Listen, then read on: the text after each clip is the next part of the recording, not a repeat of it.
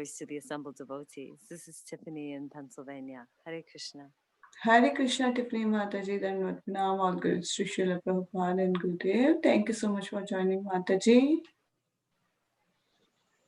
Hare Krishna Mataji, Dandavat Pranam. My humble obeisances to everyone on the call. Srila Prabhupada ki jai. This is Pranita from Ashburn, Virginia.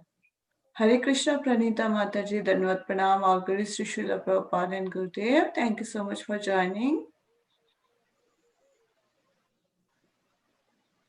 Hare Krishna, Pavitra Mataji, Dandavat Pranam, Srila Prabhupada, Srila Gurudev ki jai, Vrinda.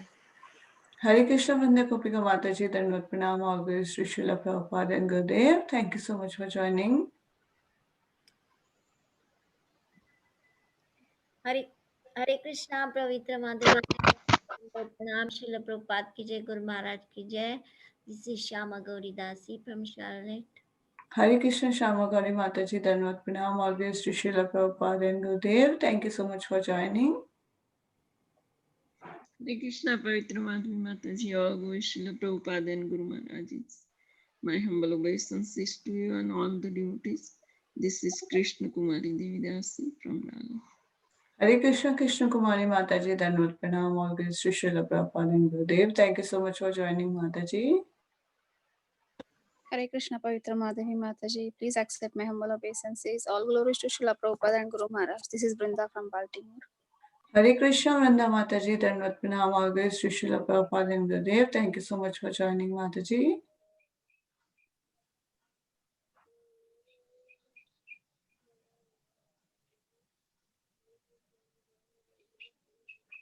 Hare Krishna, is there anyone else who wants to introduce?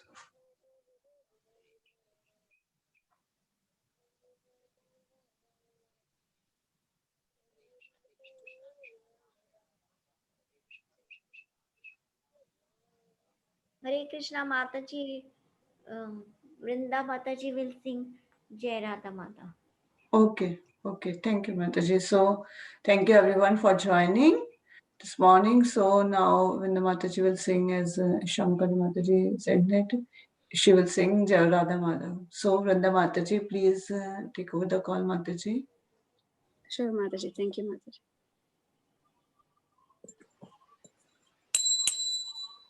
Jaya Radha Madhava Kunja Bihari Radha Madhava Bihari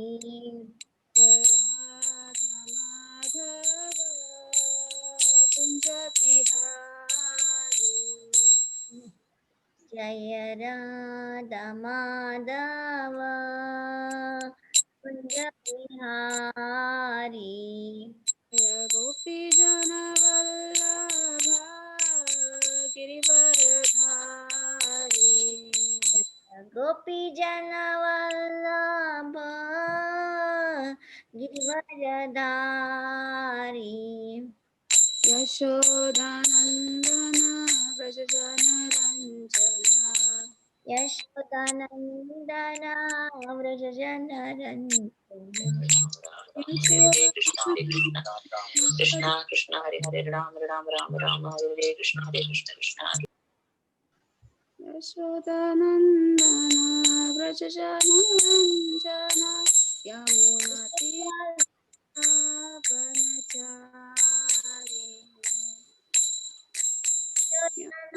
Nandana Vraja Jana Ranjana Yamuna Tira Vanachari Jaya Radha Madhava Kunja Bihari Jaya Radha Madhava Kunja Bihari Hare Krishna, Krishna Krishna, Hare Hare, Hare Rama, Rama Rama, Hare Hare. Hare Krishna, Krishna Krishna, Hare Hare, Hare Hare Rama, Rama Rama, Hare Hare. Thank you, Mataji. Hare Krishna. Do you see Maharaj?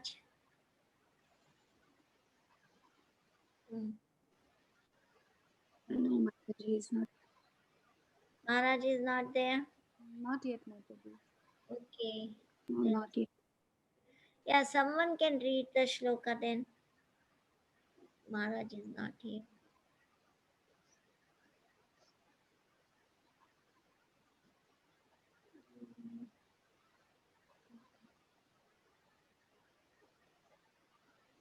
Uh,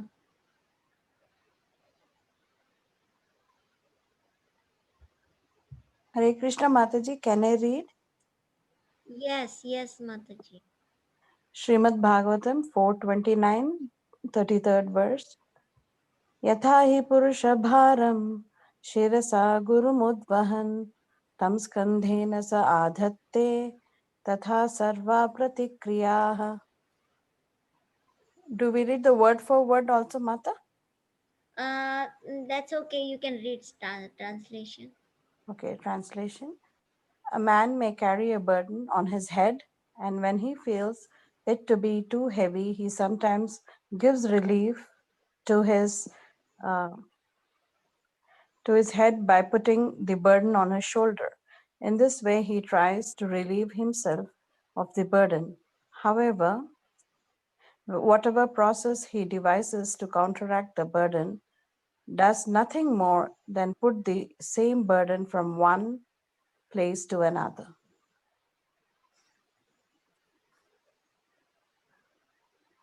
Should I go ahead with the purport, Mata?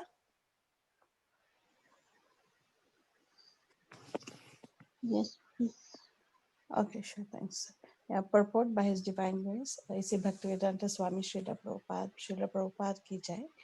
This is a good description of an attempt to transfer a burden from one place to another. When one gets tired of keeping a burden on his head, he will place it on his shoulder. This does not mean that he has become freed from the strains of carrying the burden. Similarly, human society, in the name of civilization, is creating one kind of trouble to avoid another kind of trouble. In contemporary civilization, we see that there are many automobiles manufactured to carry us swiftly from one place to another. But at the same time, we have created other problems. We have to construct so many roads, and yet these roads are insufficient to cope with automobile congestion and traffic jams. There are also the problems of air pollution and fuel shortage. The conclusion is that the processes we manufacture to counteract or minimize our distresses do not actually put an end to our plans. It is all simply illusion. We simply place the burden from the head to the shoulder. The only real way we can minimize our problems is to surrender unto the Supreme Personality of Godhead and give ourselves up to His protection. The Lord, being all powerful, can make arrangements to mitigate our painful life in material existence. Hare Krishna. Thank you, Mataji. Thank you, Hare Krishna.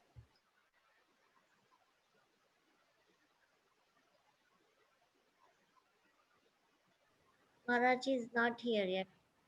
Lavanya Mataji, can you please check? Yes, Mataji, sure.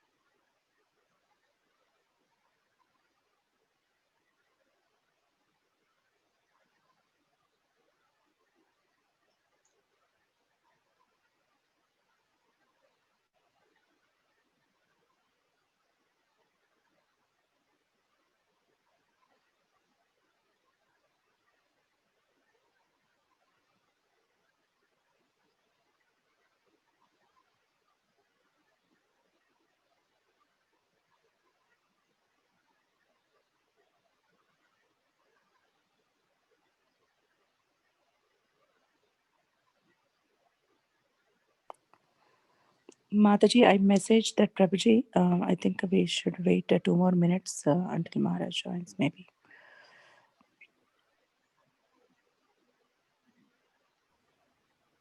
I also messaged him.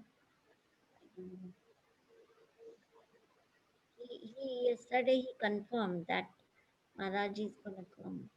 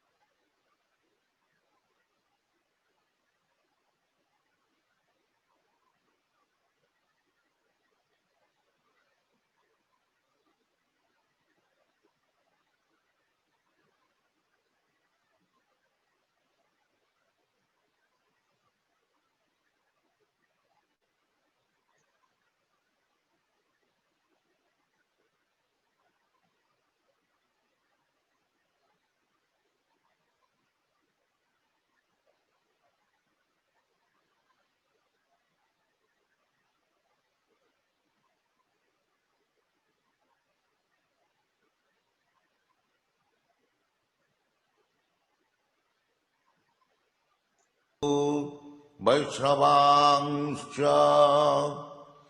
श्रीरूपं साग्रजातं सहगना रघुनाथान्वितं तं सजीवं साद्वैतं सावधूतं परिजनसहितं कृष्ण चैतन्य देवं Shri Radha Krishna पादां सहगना Lalita श्रीविशाखान्वितां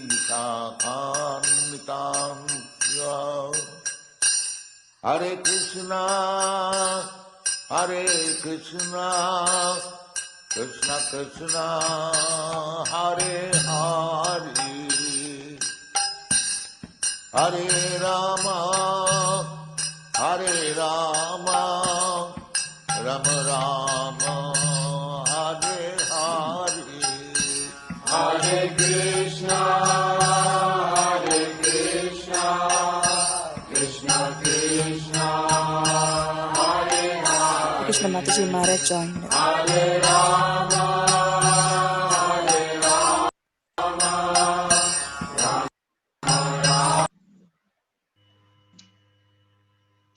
Haribo, Haribo.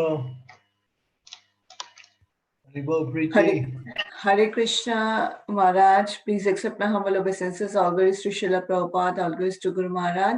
So, thank you so much, Maharaj, for giving a valuable association and time. So, we are very fortunate to have His Holiness Chandramauli Maharaj to enlighten us on Srimad Bhagavatam. So, thank you, Maharaj. So, now I would like to hand over the call to you, Maharaj. Please take over. So, thank you. Can you put the verse up on the board? I haven't seen the verse yet. I wasn't able to get to it. Yeah, Maharaj, we have read the verse. Yeah, but I haven't seen it. I don't have it at all. Indu Mataji, can you share? Yeah, just put the verse up. Okay. Yeah. Let's see. Yes. Translation. Yata hi purusho bharam sirasa guru udvahan tam sakadena sad adate tata sarvam pratikriyaha. Let's see here. I want to get this. A man may carry a burden on his head, translation, and when he feels it be too heavy, he sometimes gives relief to his head by putting it on the burden on his shoulder. In this way, he tries to relieve himself of the burden. However, whatever process he devises to counteract the burden does nothing more than put the same burden from one place to another. Srila Prabhupada's purport. This is a good description of an attempt to transfer a burden from one place to another. When one gets tired of keeping a burden on his head, he will place it on his shoulder. This does not mean that he has become free from the strains of carrying the burden. Similarly, human society in the name of civilization is creating one kind of trouble to avoid another kind of trouble. In temporary civilization, we see that there are many automobiles manufactured to carry us swiftly from one place to another. At the same time, we have created other problems. We have to construct so many roads, and yet these roads are insufficient to cope with automobile congestion and traffic jams. There are also the problems of air pollution and fuel shortage. The conclusion is that the process we manufacture to counteract or minimize our distresses do not actually put an end to our pains. It is simply illusion. We simply place the burden from the head to the shoulder. The only real way we can minimize our problems is to surrender unto the Supreme Personality of Godhead and give ourselves up to His protection. The Lord, being all powerful, can make arrangements to mitigate our painful life in material existence. Om Gyanti Mirandasya Gyananjana Salakaya Chaksu Unmilitam Yena Tasmai Shri Gurave Namaha Sri Chaitanya Manobhistam Stapitam Yena Bhutale Swayam Rupa Kadammayam Dadati Swapadantikam Ma Om Vishnu Padaya Krishna Prastaya Bhutale Srimakti Bhakti Vedanta Swami Iti Namine Namaste Saraswati Deve Gauravani Pracharine Nirvishesha Sunyavari Pastyatya Satarine Jaya Sri Krishna Chaitanya Prabhu Nityananda Sri Advaita Gadadhar Srivasadi Gaur Bhaktivinoda Hare Krishna Krishna Krishna Hare Hare Hare Hare Hare Ram Ram Ram Hare Hare. So yeah, there's a beautiful verse from the 7th canto of Srimad Bhagavatam. It's spoken by Sri Prahlad Maharaj.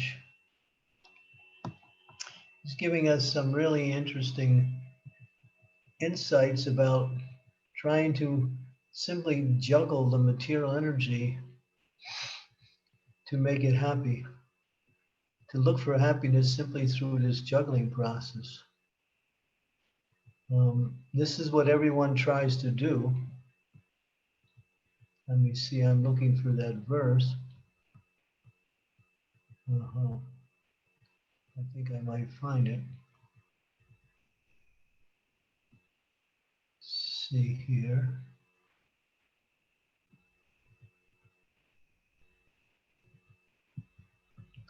Well, let me see if I can find it here.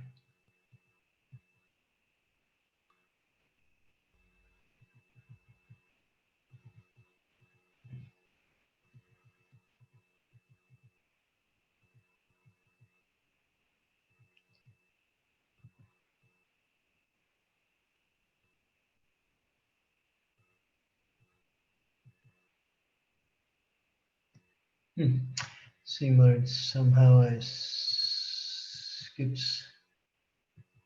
I'm not able to find it.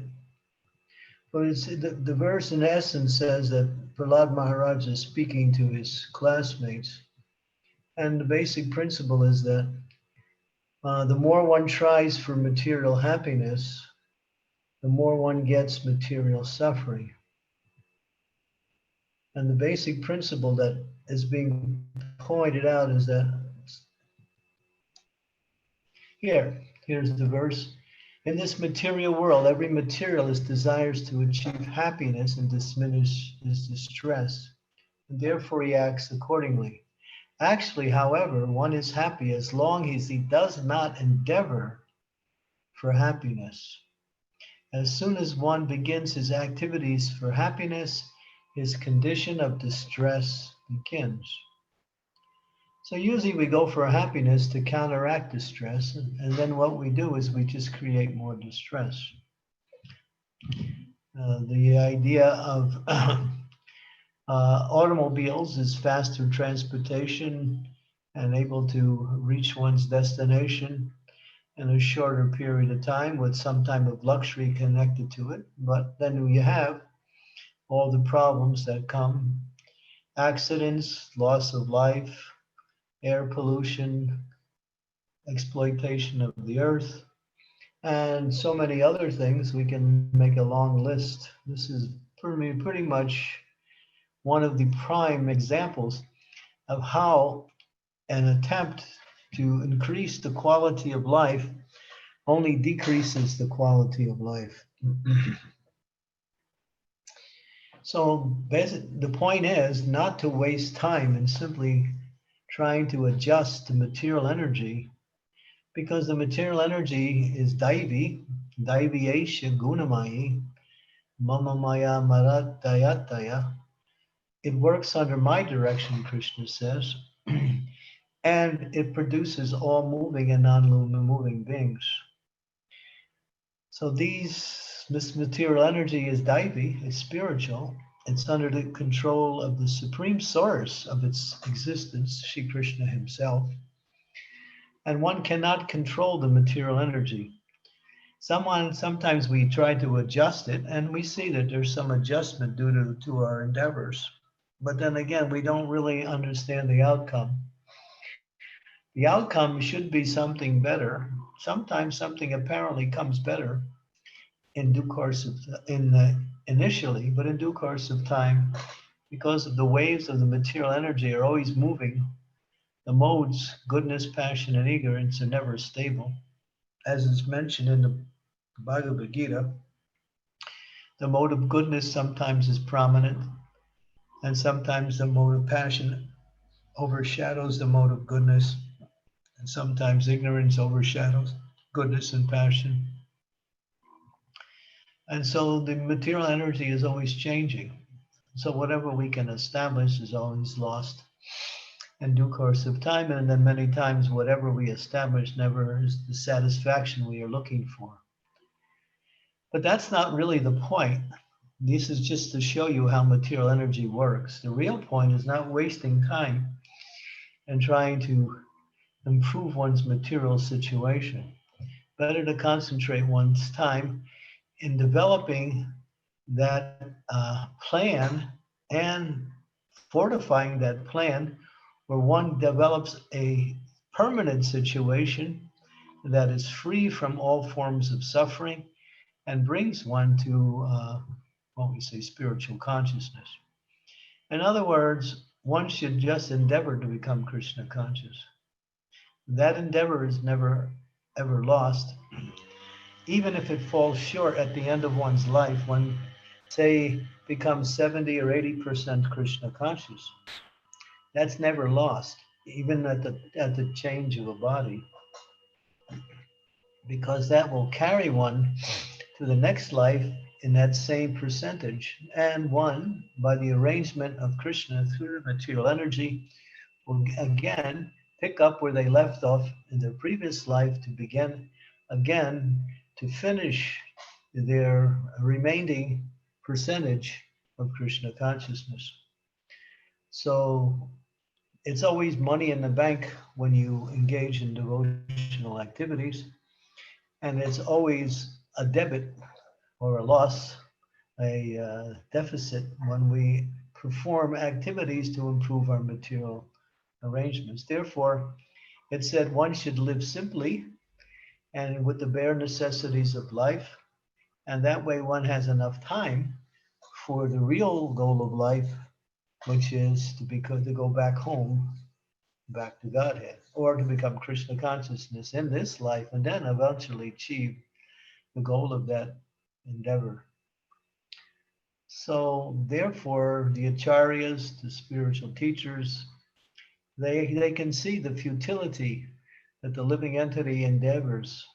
And we see this is going on now, just like within the United States of America. And there's so many arrangements to improve situations, but the situations are only getting worse. Everybody thinks they have the answer to the solutions to the problems, Everyone comes in contact with others who have different ideas and different answers. And then things become chaotic and sometimes even disastrous. So this is an example, one problem leading to another problem, trying to solve that problem and with something that doesn't work. There's no solutions to material problems. The only solution is to get out.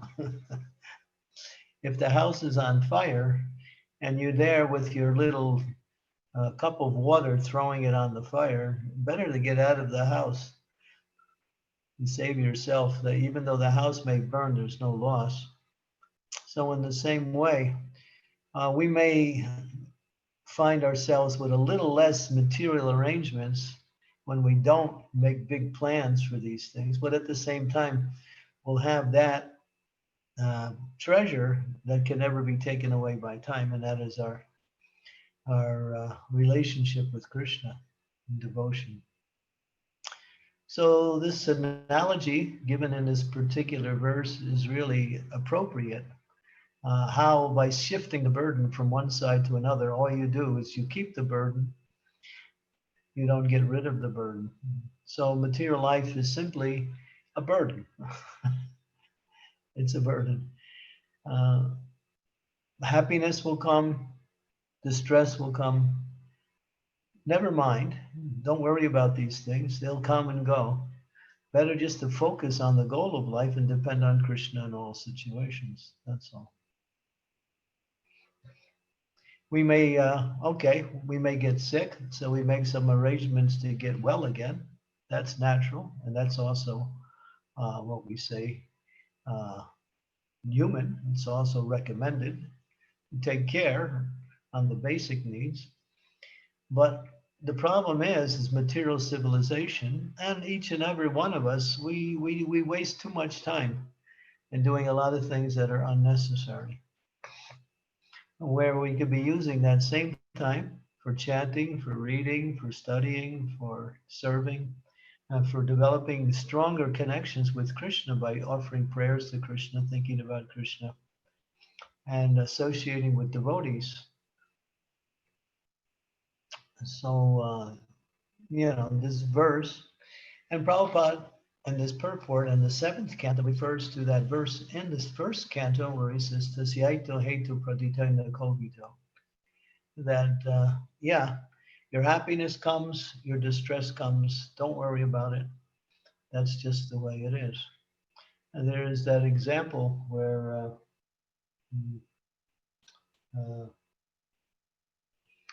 Prabhupada tells the story of the sadhu sitting on the banks of the river, and all he has in his entire possession is 2 pairs of kopans. That's all he has. So he wears one, and he washes the other one, and he hangs it out for drying. But while it's drying, some rat comes along and starts chewing on it. So he's thinking, this is not good. I have to, I need these. So he decides to get a cat. So he gets a cat, keeps away the rat, but then he has to arrange to feed the cat. So he has to get some milk for the cat. So in order to get the milk for the cat, he has to get a cow to milk the cow so he can have milk to feed the cat, so he can keep the cat away from chewing on his kopans. And then it becomes a burden to keep a cow. So he's thinking, what do I have to do to maintain a cow and a calf and a cat? So he thinks, well, maybe I need a wife. So I get a wife so she can milk the cow, give the milk to the cat so the cat can be fed, and therefore he can keep the rat away from my kopans. But then the wife says, well, actually, I can't live like this. I need a house. So he has to quit his bhajan on the banks of the river and go get a job. So he gets a job so he can take care of his wife, who can milk the cow, who takes the milk to feed the cat, and then the cat can keep the rat away. And then he realizes, now I don't have any time for any meditation because now I have to work in order to maintain a wife and a house. So he thinks better to have one less pair of kopans. So he goes back to his original. Prabhupada tells that story to show how, when we try to counteract one material thing with another, we just complicate life more and more and more. But, people years ago used to sleep on a little mat on the floor, and they were fine, they were healthy. Now we have to then we have a little mattress, then we get a big mattress, then we get a king size bed, then we got to get a big room so we can fit the big bed in it. And then the bed gets bed bugs, and then everybody gets bit from bed bugs, and then we have to call the doctor to get shots for bed bugs because some of us are allergic to bed bugs. And then the bed bugs are all over, and then you have to call the exterminator, and that costs thousands of dollars to get rid of the bed bugs. This is how life is. The more you add to your material life, the more you'll add one thing after another, after another, after another, and after another. So Ishabasham idam sarvam yat kinchat jagam tad jagat tena jaktena bunjitaha magridaha kasaswiddanam. This verse from Sri Ishupanishads, that one should live according to their quota. Quota means what keeps body and soul together. What we need for the body and what we need to practice our spiritual life nicely, successfully. These things should be arranged. If we have a nice arrangement, material arrangement now, that's fine. No need to downsize it, but just don't increase it. If you want to downsize it, that's nice. And you never know if the economy in America crashes, which it could be the way things are going. And then, the money we have is just like these pieces of paper, as Prabhupada said, and it'll be just paper, that's all. So nothing is stable in this material world, and one problem and one solution to that problem simply creates another problem. So this is Prahlad Maharaj's statement. And of course, and I'll read the verse again. In this material world, every materialist desires to achieve happiness and diminish distress, and therefore he acts accordingly. Actually, however, one is happy as long as he does not endeavor for happiness. As soon as he begins his activities for happiness, his condition of distress begins. This point is also understood in another way, is that the happiness we're looking for is not external. We see that people who have much wealth in this world are not happy. In fact, the statistics show that people who have the most are the most mentally disturbed, and their children have the highest suicide rate within the population. And that's a fact.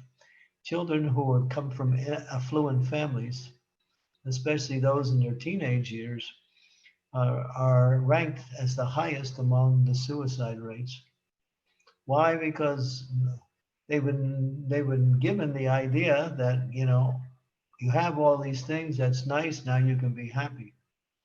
But as it says, happiness is an affair of the heart. When the heart is happy, or when one is in contact with one's heart through loving relationships with Krishna and his devotees, then whatever we have becomes a source of happiness. But when one looks outside for that source of happiness and neglects relationships, then that happiness is not available. What's inside reflects outside. So one has to find that happiness within. There's a nice little story. It's a nice little, what we say, what's the word? Can't think of the word.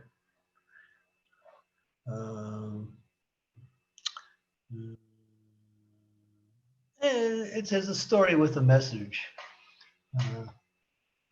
And it goes that one man, he hears that somewhere in the world there's a large amount of wealth. And so he decides to make his life the journey of finding that wealth. And so following maps, getting clues, doing different things, he searches everywhere for this wealth. And then his whole life is expended. And then at one point he dies. So his body is found, claimed by his relatives. They take him back to his home, put him in, and they're about to dig a grave in the backyard. And when they dig the grave, in the backyard was the treasure he was looking for. It was right in his own backyard. A little parable. So what is that saying? That actually whatever we're looking for in life, as far as happiness, is found within you. When you find it within, you find it without. Sometimes things without can help us find it within, but those things are the activities of devotional service or the arrangements we make in order to increase the quality of our devotional service. These arrangements we can make, such as if we're chanting in a situation where there is a lot of distractions, we can chant into an area where there's an altar, where other people are chanting, where it's more spiritually conducive. So these arrangements can be made. We can also see how we can increase the quality of our service to the devotees. So in Krishna consciousness, the devotee is always making arrangements to qualitize our activities and sometimes even increase the quantity, because one who is inspired in devotional service always thinks of more and more ways to serve or gets inspirations. This is more the understanding. The more one is engaged in devotional service, the more one gets inspired by other ideas how to serve better.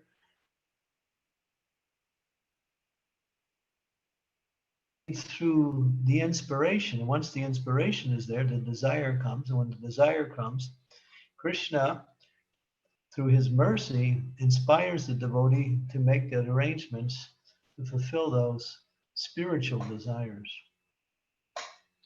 But as far as material life is concerned, you can't improve it. And it's a waste of time simply to make all these grand arrangements. Best to just have whatever is needed to keep body and soul together. And that way we can be free from a lot of the problems that come for those who have a lot and can't maintain it.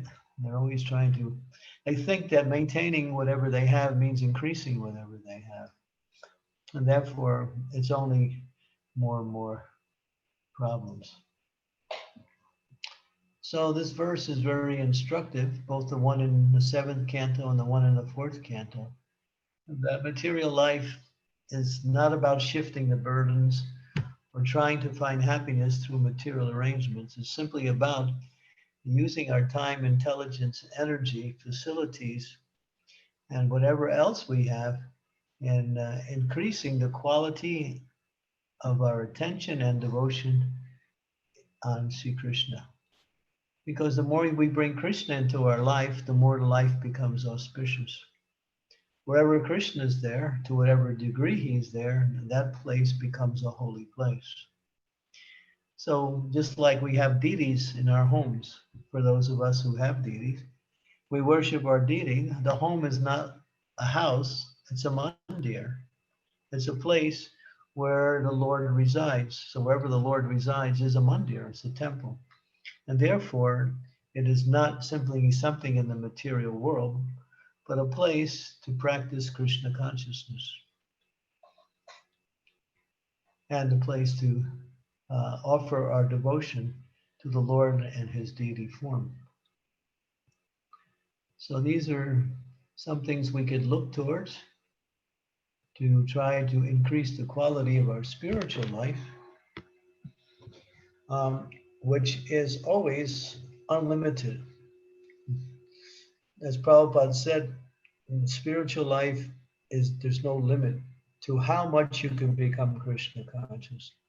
Material life, there's no limit on how much you can suffer. Both have their unlimitedness in opposite directions. Okay, perhaps we'll leave time for some questions.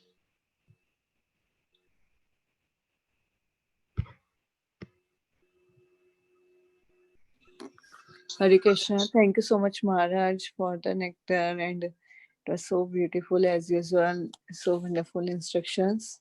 So thank you, Maharaj. So I will request devotees now if they have any questions or they want to share any realization, so they can take now.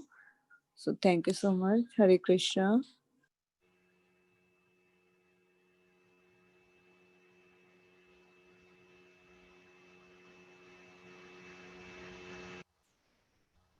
Hare Krishna Maharaj, thank you so much for such a beautiful class. I, Yeah. Can you increase your volume slightly? is this better now? No, a little bit, much louder actually.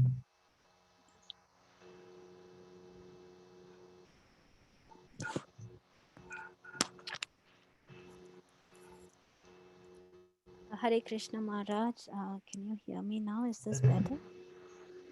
It's 50% better, but Okay. it'll So work, sorry, I think. I don't know what to do. Yeah, I was just changing to earphones. Thank you so much for the wonderful class, Maharaj. It was very beautiful, especially all of the examples, and that we have to actually search within us. The treasure is not outside.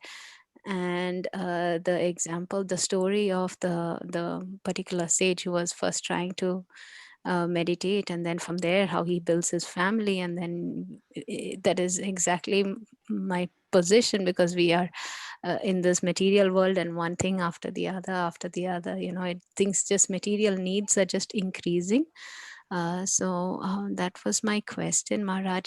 How do we balance it out, so that as because we are grihastas and we have children, and as the children grow, their needs are increasing, and how do we? I could give you two answers on that. One is quite radical, and the other one is very appropriate to the situation.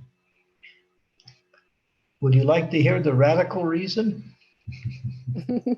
Definitely, Maharaj.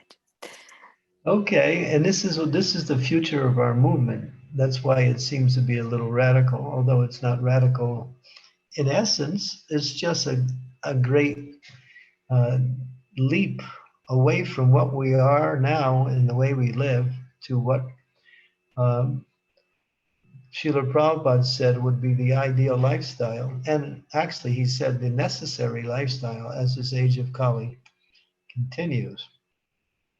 Together with other families, Prabhupada says the best way to live in this age is to actually live in rural communities. We live in these urban communities and we're somewhat disassociated from each other. In a more rural type of atmosphere, sharing of resources, sharing of labor, sharing of knowledge, all these things become what we say available. Therefore, raising children, educating children, taking care of one's personal needs, when it's done in a community fashion, with Krishna in the center, obviously, which is actually the Vedic culture. The Vedic culture was more or less a simplified agrarian culture, where every village would have a couple temples, maybe one main temple, and everybody knew each other in the village. Well, you might say, well, that's impractical to go back to that kind of simplified lifestyle. But we can still do that with what is called these farm communities, where getting land, building houses, growing crops, taking care of children, taking care of elders. In other words, going back to a more simplified lifestyle, which is more communal. And it's much easier to practice Krishna consciousness in that because of the support. That's Prabhupada's vision for our society. And he said it will be a necessity as Kali Yuga increases, where the cities will become more and more uninhabitable for decent people. They'll become places of violence and economic distress or economic adventures only. So that is what I guess I could say the radical answer to your question, which is the long-term solution, and that's the more permanent solution. And it's being done in some areas of the world where devotee families are seeing the need to bind together with each other and work in a more, what we say, rural atmosphere. It's also a healthier life. It's a life where you don't have to work all year round in order to maintain yourself, because there are so many people to do the work and resources are not needed so much. All you need is, as Prabhupada said, he said, grow your own food.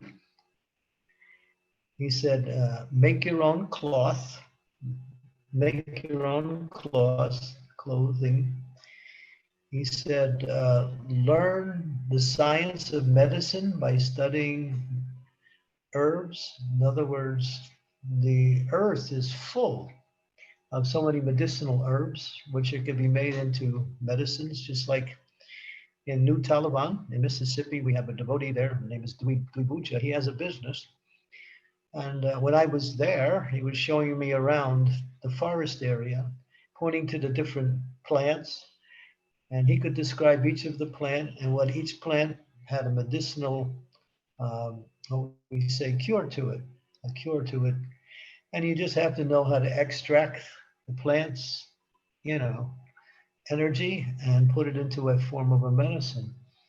So everything's there in nature. In fact, even today's medicine are coming from nature. They just add a lot of other things to it. That's all. So God has provided everything people need to live nicely, happily, healthily, in a more simplified atmosphere. But we are distance ourselves from that. We live in these, big houses with so many responsibilities just to take care of the house. One family struggling to maintain the children, take care of the house. So actually, the way we live in the society now is dysfunctional. And that's why so many people are in distress and in anxiety. And that's why there's so much crime and so much dissatisfaction. It's based on lifestyle. So, and Prabhupada's vision is very complete. And then the last thing he said is, build your own homes. Last year, and what was the month? I'm trying to think what month that was. It was October, yes. In fact, it was practically the exact day we're talking now, last October. Yeah, it was October 2nd last year.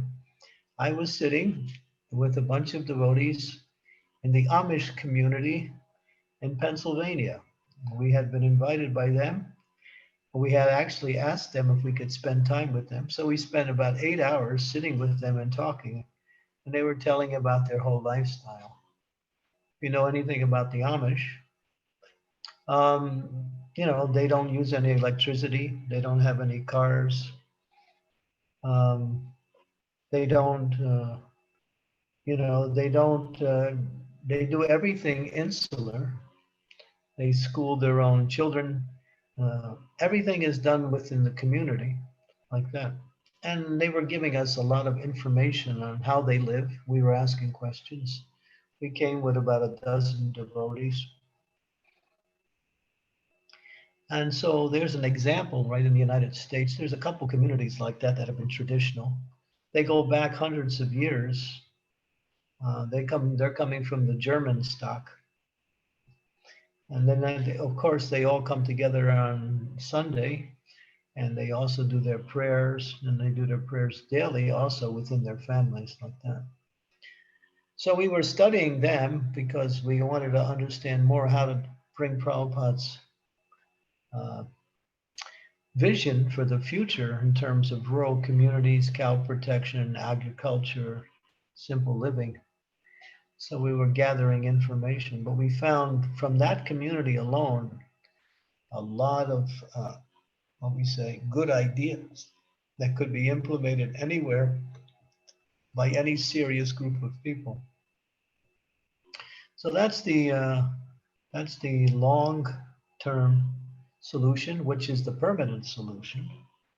Now, if we're looking for a solution in a more immediate sense, then we have to really see by taking inventory what we need and what we don't need, downsizing, getting rid of things that we don't want or can't use, giving them away, spending more time with the family, spending more time with devotees like that.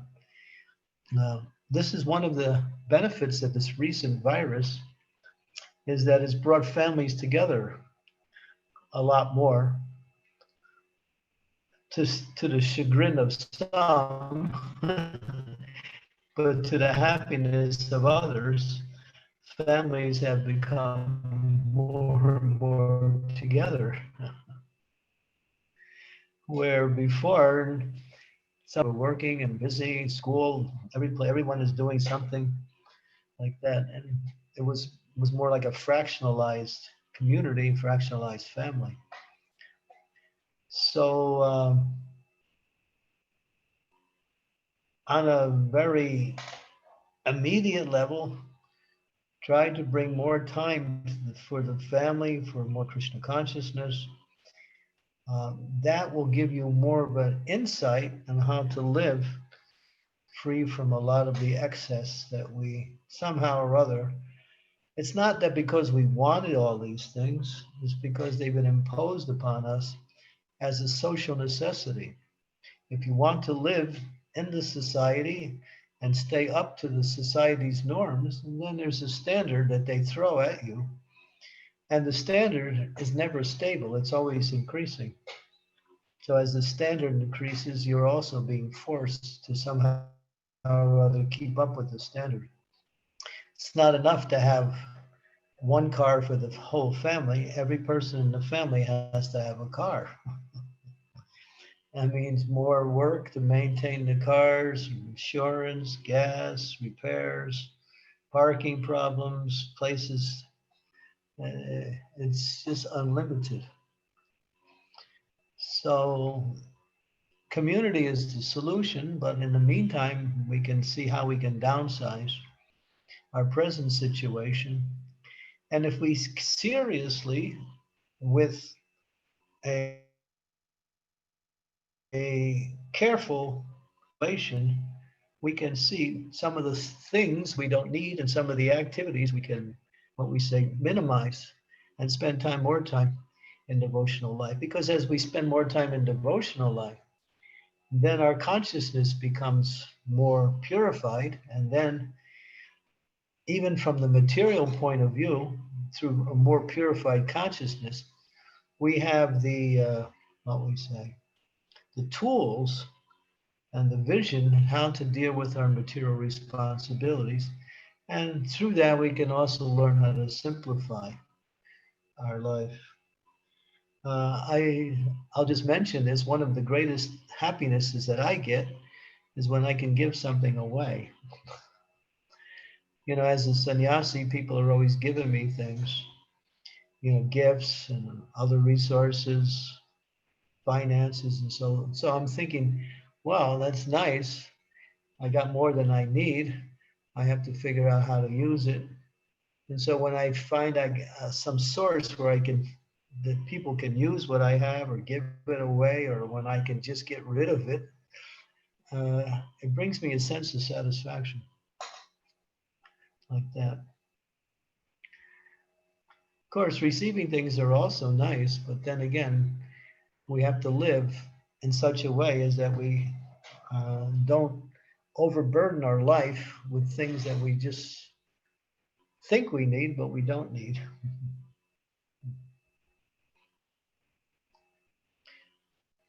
Like I had a phone when I was in the United States.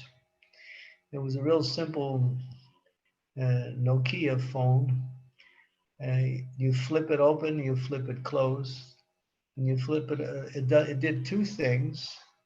It made calls, and it kept people's numbers in it. That's about all. I had that phone for about 30 years.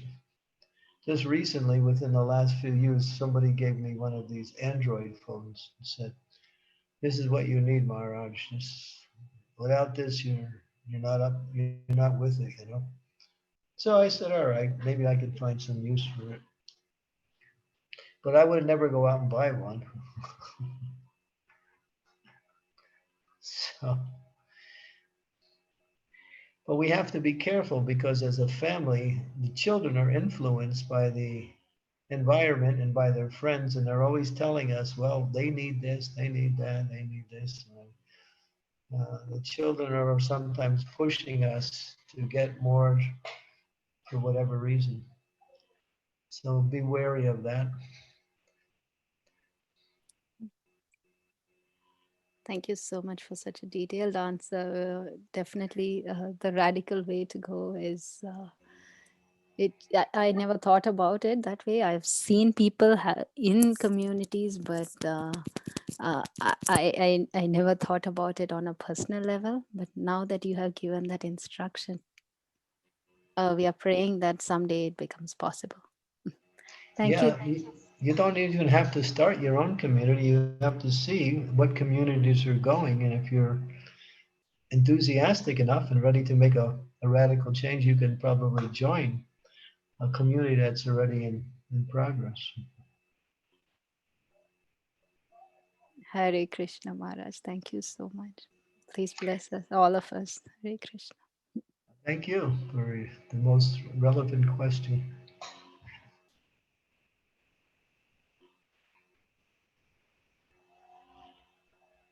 I would instruct devotees to read Canto 1, Chapter 10, verses 3, 4, and 5 to get a greater insight on Srila Prabhupada's uh, evaluation of the present situation in society and the future of our Krishna consciousness movement.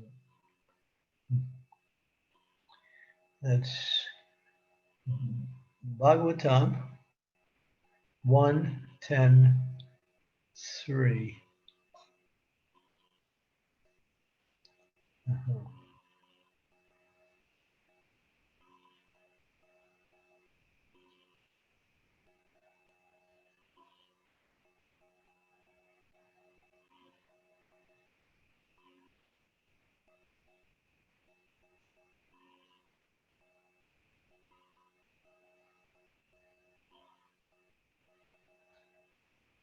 Let me see. Is that 1:10:3 you posted?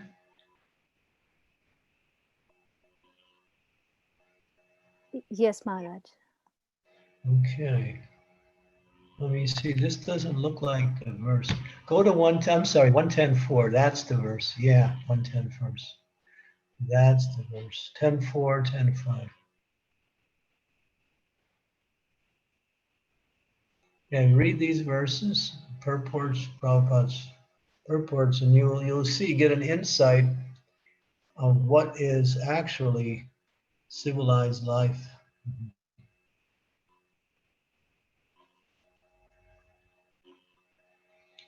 And the following verse too, verse number 4, and I think also verse number 5, and maybe verse number 6 also.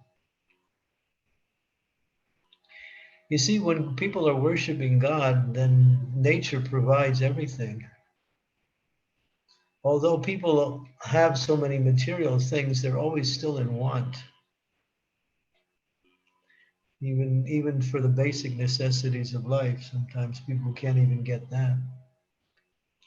Although so much, because people are sinful, and therefore when sinful activities increase, material nature withholds her bounties, and she doesn't provide as she did before.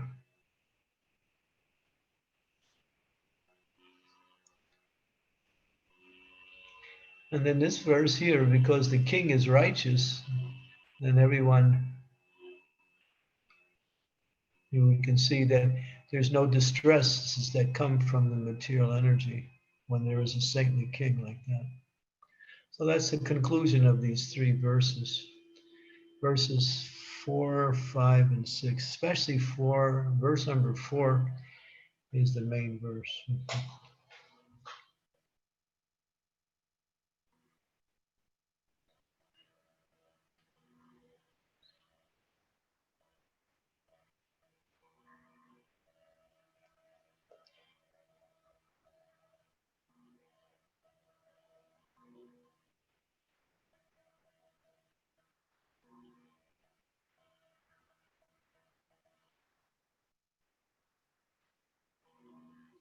Prabhupada said, has civilization produced anything but quarreling and individual strife? Has the civilization enhanced the cause of equality and fraternity by sending thousands of men into the hellish factories and war fields at the whim of a particular man? Mm-hmm.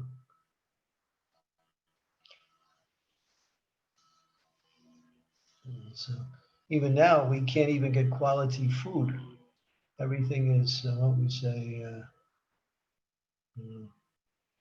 polluted either by the environment or they take the food and mix it with something else, and you don't get the pure food anymore.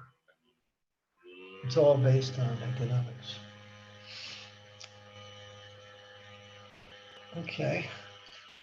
Any other comments or questions?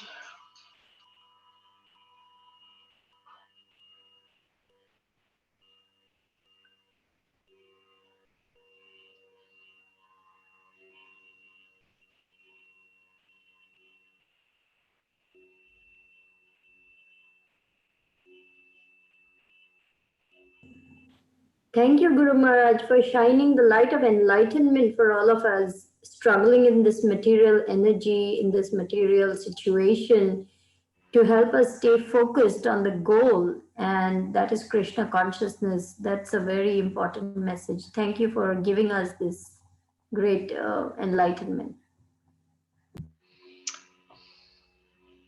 Hare Krishna.